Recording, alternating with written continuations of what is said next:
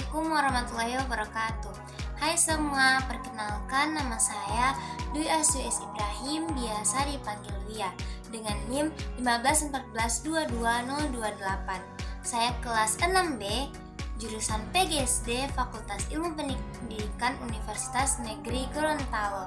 Di sini saya akan memaparkan atau mempresentasikan materi terkait analisis kurikulum sekolah dasar. Hal ini untuk memenuhi salah satu tugas mata kuliah pengembangan materi pembelajaran Bahasa Indonesia SD yang diampu oleh Ibu dosen Siti Rahmatia Adam MPD. Jadi, analisis kurikulum apa yang akan kita bahas dalam video ini? Yap, benar sekali, kurikulum merdeka. Apa itu kurikulum merdeka? Kurikulum merdeka artinya ada kemerdekaan dalam proses merdeka belajar. Pengertian kurikulum merdeka berdasarkan buku saku kurikulum merdeka adalah kurikulum yang memiliki kegiatan intrakurikuler yang beragam, di mana konten pembelajarannya lebih optimal sehingga siswa memiliki cukup waktu untuk meningkatkan kompetensinya. Sementara itu, pengertian kurikulum merdeka menurut Badan Standar Kurikulum dan Asesmen Pendidikan Kemendikbudristek adalah kurikulum berfokus pada materi yang esensial dan pada pengembangan karakter profil pelajar Pancasila. Kurikulum merdeka ini memberikan kemerdekaan kepada semua pihak terkait dalam proses pembelajar mengajar. Pada kurikulum merdeka, siswa memiliki kebebasan untuk memilih mata pelajaran yang diinginkan sesuai bakat dan minatnya masing-masing. Guru juga memiliki kebebasan dalam memilih perangkat mengajar yang digunakan. Guru bisa memilih perangkat mengajar yang sesuai dengan kebutuhan belajar siswa-siswanya.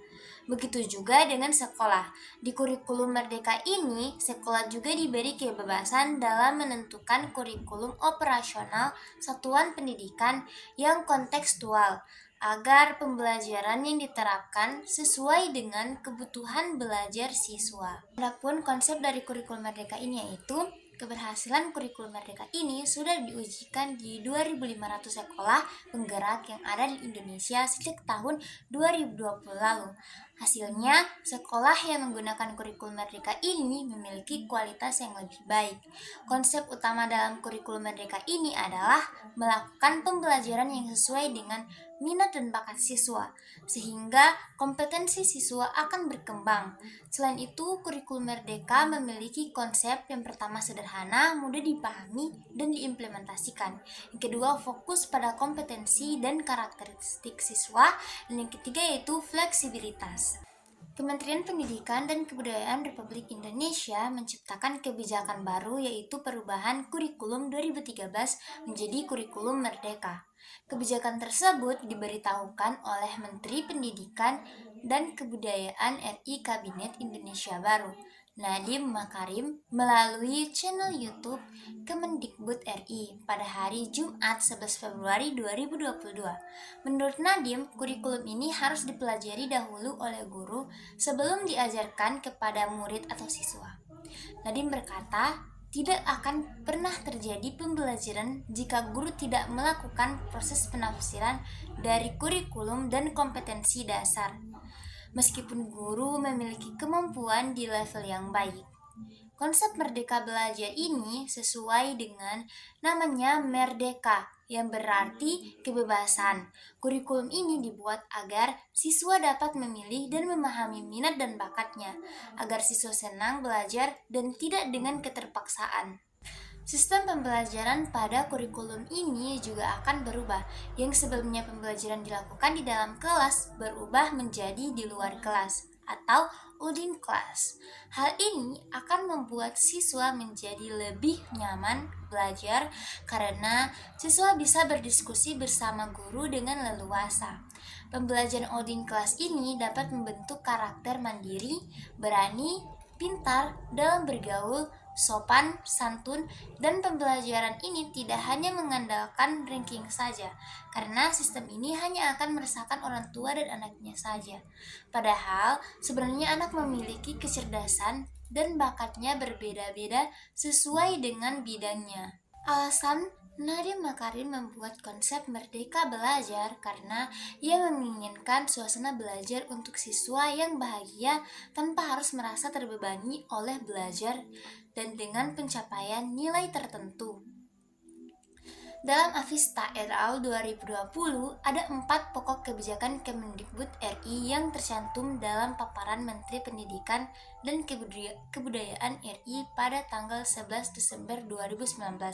Antara lain, yang pertama, dihapusnya ujian nasional atau UN dan digantikan oleh asesmen kompetensi minimum dan survei karakter. Asesmen yang difokuskan dalam kurikulum ini adalah numerik dan literasi yang berdasar kepada praktik terbaik tes PISA.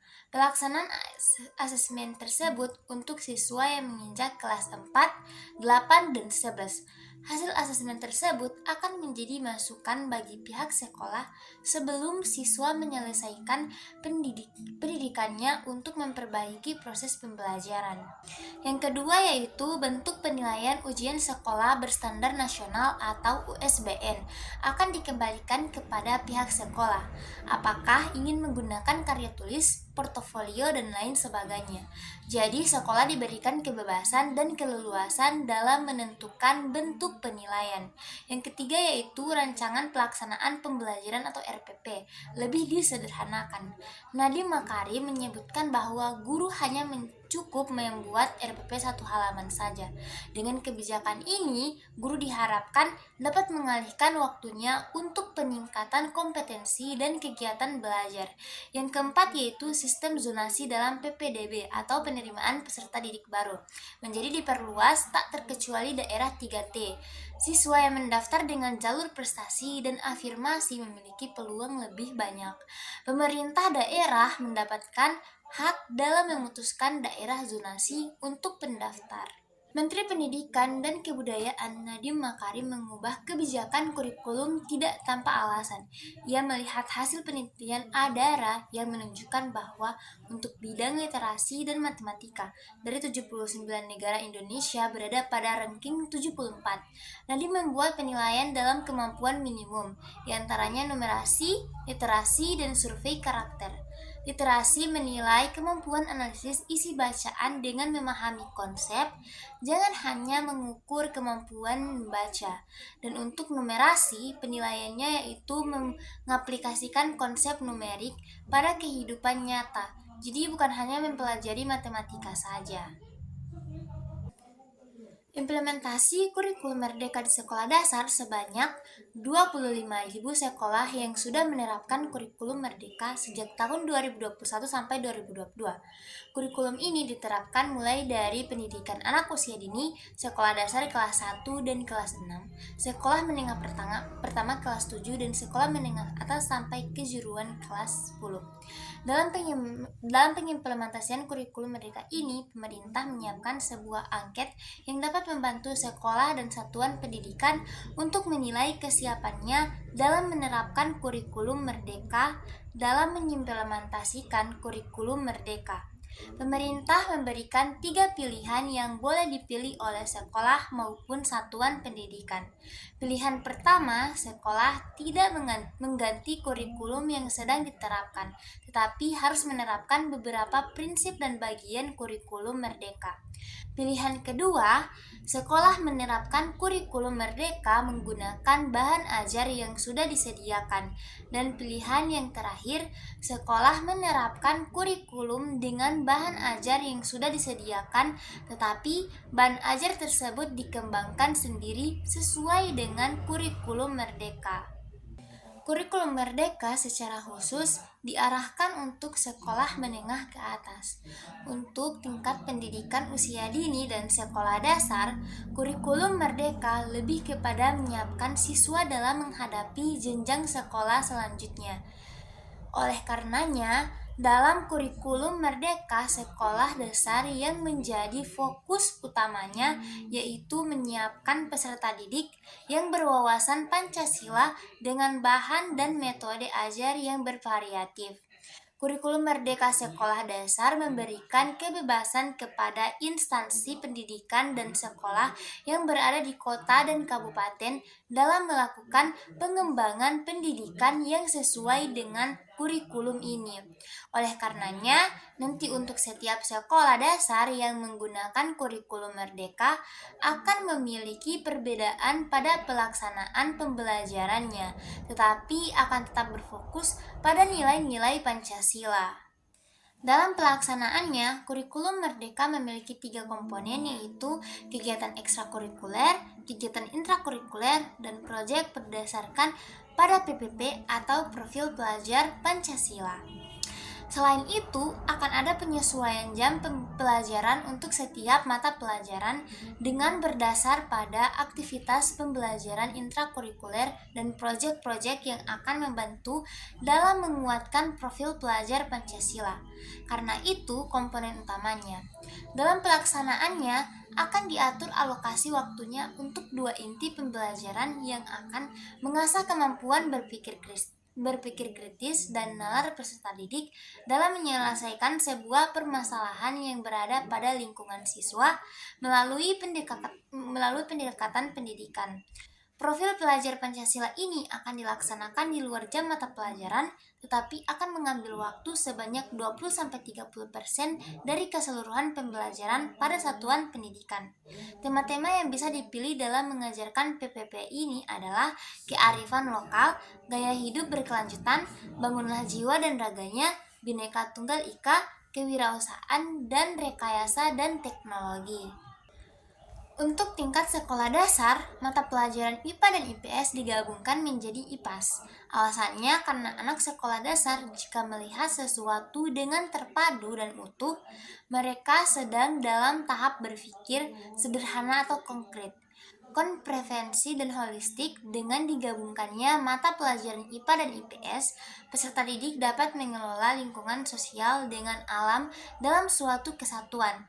Mata pelajaran IPAS mulai dipelajari di kelas 3. Alasannya agar peserta didik memiliki kesadaran yang kuat terhadap lingkungannya, baik aspek sosial ataupun aspek alam.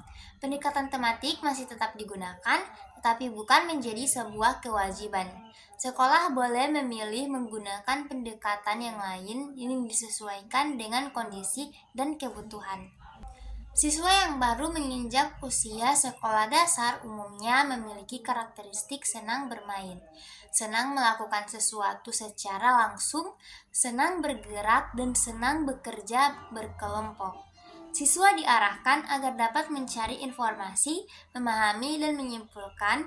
Siswa juga diarahkan agar mampu menganalisis, mengevaluasi, dan berkreasi. Penerapan pendekatan saintik pada kurikulum Merdeka dapat menjadi sarana dalam meningkatkan numerasi dan literasi siswa.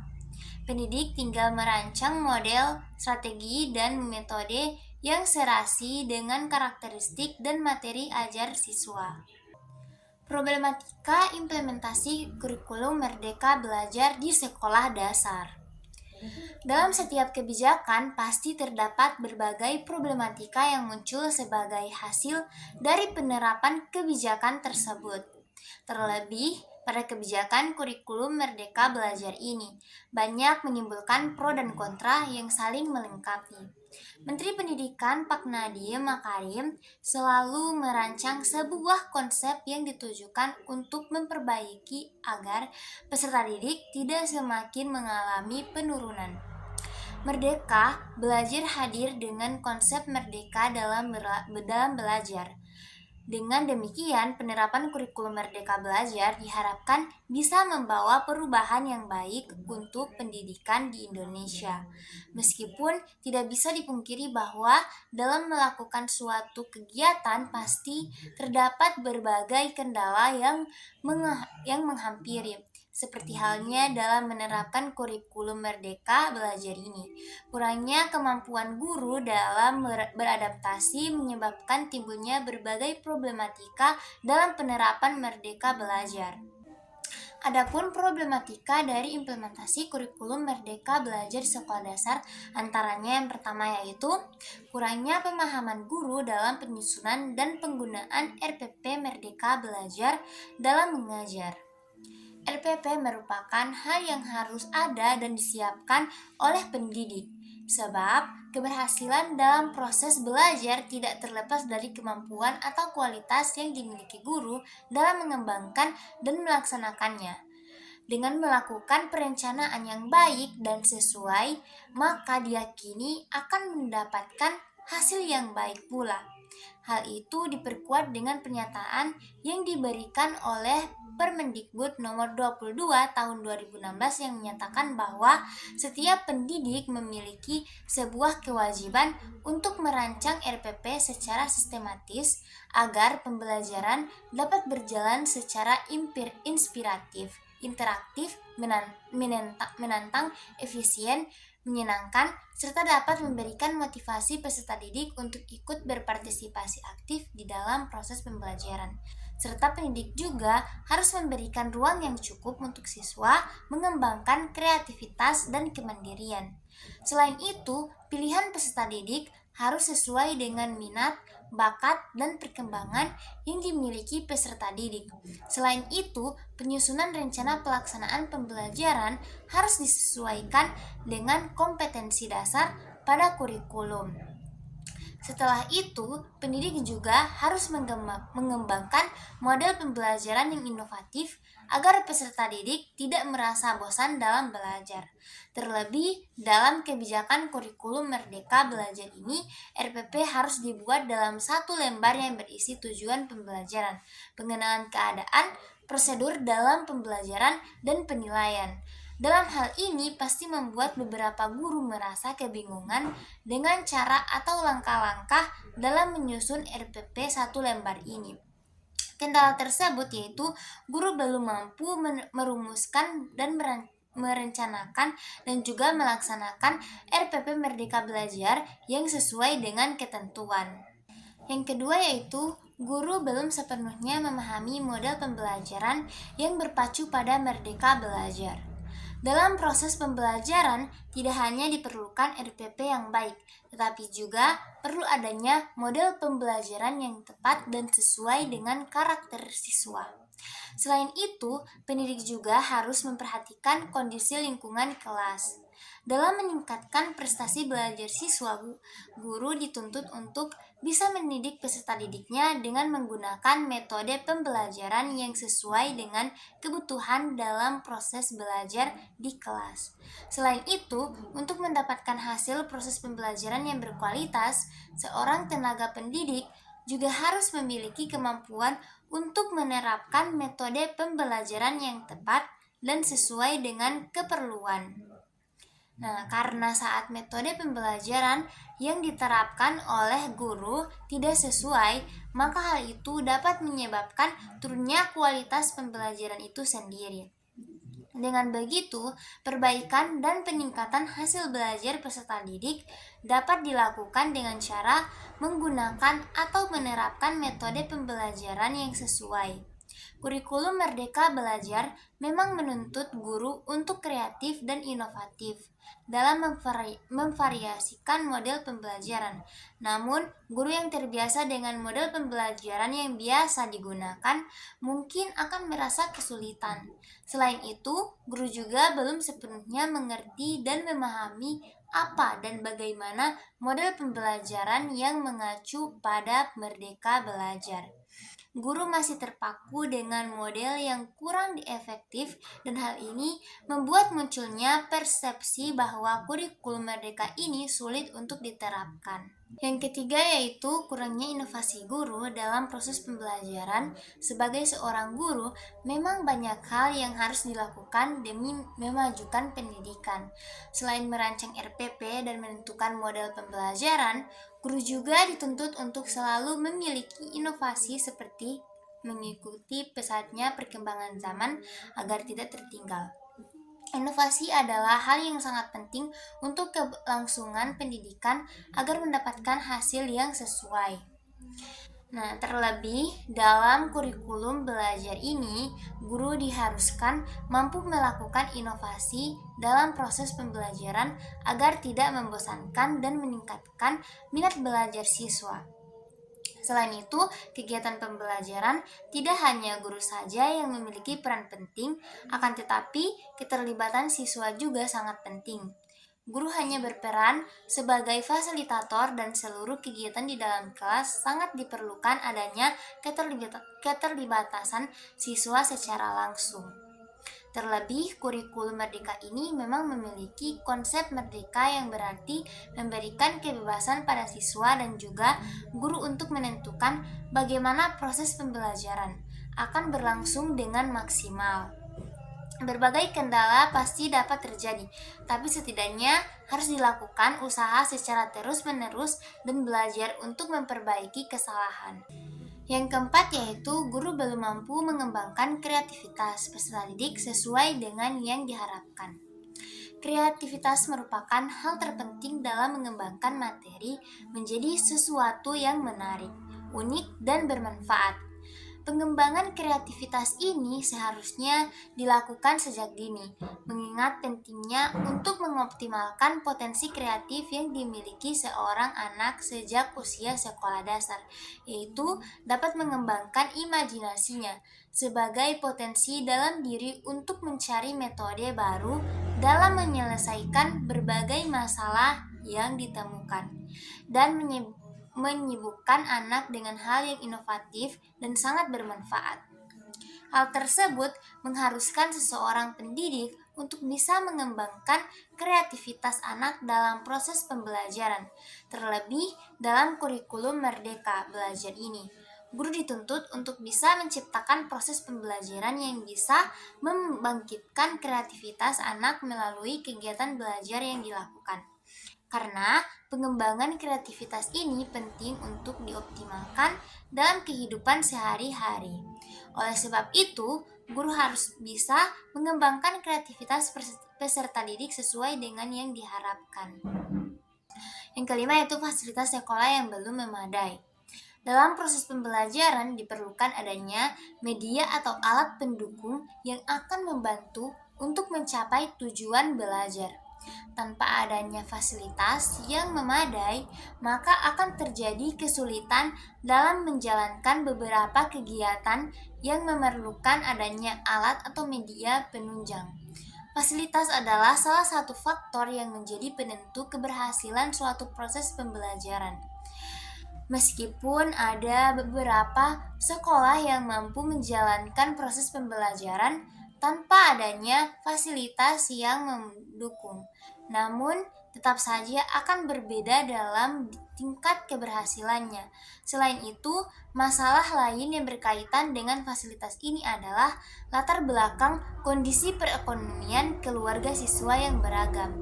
Siswa yang berasal dari keluarga sederhana, sebagian besar tidak memiliki fasilitas penunjang belajar yang sesuai. Dan terakhir yaitu yang keenam, kompetensi guru yang belum memadai. Guru merupakan sebuah jabatan profesional yang harus dilihat dengan kompetensi-kompetensi yang mendukung di dalam menjalankan tugasnya. Profesi guru ini memiliki standar kompetensi yang harus ditempuh seseorang jika ingin berprofesi sebagai guru. Indikator kinerja seorang guru dapat dilihat dari keberhasilan mengajar, mengerahkan dan juga membimbing siswa sesuai dengan tujuan pembelajaran yang sudah ditentukan. Hal ini pun dapat diukur melalui kemampuan siswa dalam memahami materi pelajaran serta kemampuan siswa mengerjakan tugas dan hasil belajar. Jika guru belum memiliki kompetensi yang memadai, maka hal itu akan berpengaruh terhadap tugas guru dalam mengajar. Bahkan, kurangnya kemampuan guru ini akan mempengaruhi hasil belajar yang tidak maksimal. Terlebih, dalam penerapan kurikulum merdeka belajar ini diperlukan adanya peran guru secara maksimal untuk mencapai tujuan serta keberhasilan sesuai harapan.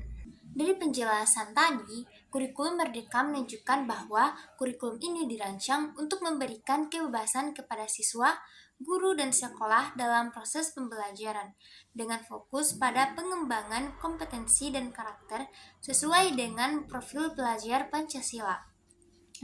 Meskipun telah diterapkan di banyak sekolah dan menunjukkan hasil yang positif, implementasi kurikulum Merdeka masih menghadapi berbagai tantangan seperti kurangnya pemahaman guru dalam menyusun RPP, keterbatasan inovasi dalam metode pembelajaran, serta fasilitas yang belum memadai. Nah, sekian dari saya. Bila ada kesalahan kata, saya mohon maaf. Wabillahi taufiq walhidayah.